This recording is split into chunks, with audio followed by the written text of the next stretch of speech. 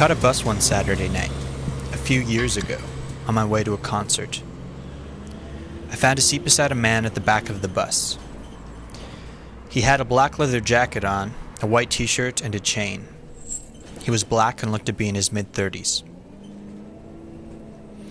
The back section rose 3 steps above the rest of the bus, sitting atop its motor.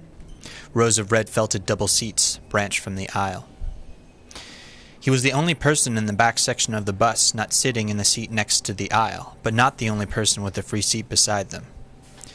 People weren't looking for company. I dropped myself down, the impact of my weight shaking our seats. I could smell his cologne and a thin layer of alcohol underneath. He turned, glared, and shouted with a thick Caribbean accent, "Why can't you go and sit over there? Why do you have to sit beside me?" "I can go and sit over there," I replied, my stomach falling to the floor. I was startled by his volume and his tone, but most of all, that he had spoken to me at all. The veil of transit anonymity breached. I got up, my body light, almost floating, like I was underwater.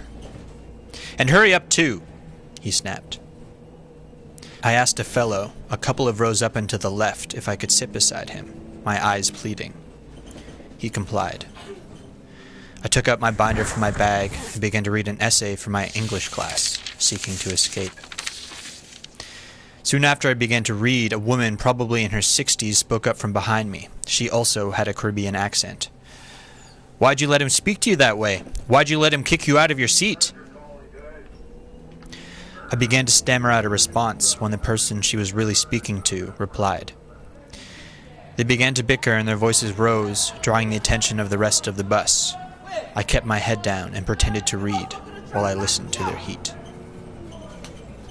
He said that he was drinking because he was sad, and that he was sad because this was the day that his father had died. He spoke of conflicts he had with others and proposed violent solutions. She told him there were other ways to solve such disputes, and that he was stupid.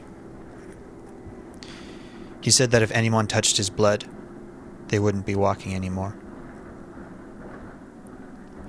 In a single motion, he swooped into the seat behind me, slapped my arm, and asked, "Why are you concentrating, white boy?"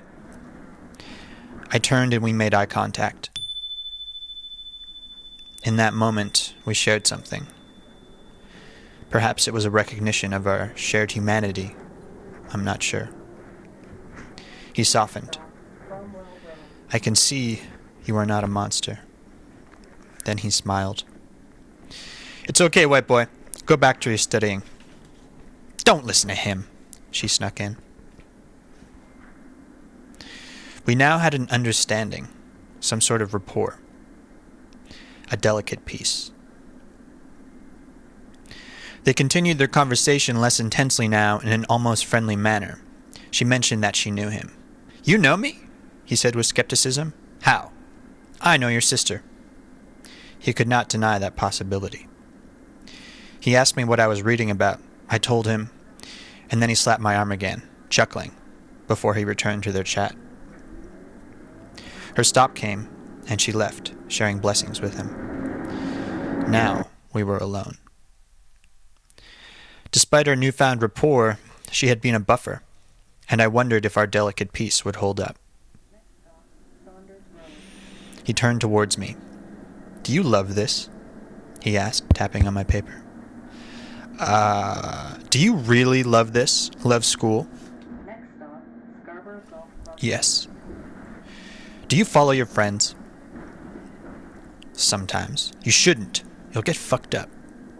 "Well, I don't follow them, but they influence me." "How's that different?" That is weak. You need to be a leader, not a follower." He pounded on my binder for emphasis. "You know how you lead? Get away from your friends." "It's right here. It's right there." He pointed to the reading. "You keep reading and you'll live your dreams. Follow your dreams. It's right there in black and white." He pointed to the reading again. "Your dreams, they're right there in black and white."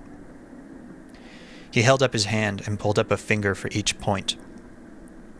"Fuck weed, fuck booze, fuck all that shit. Stay in school, keep reading. That's how you'll get your dreams."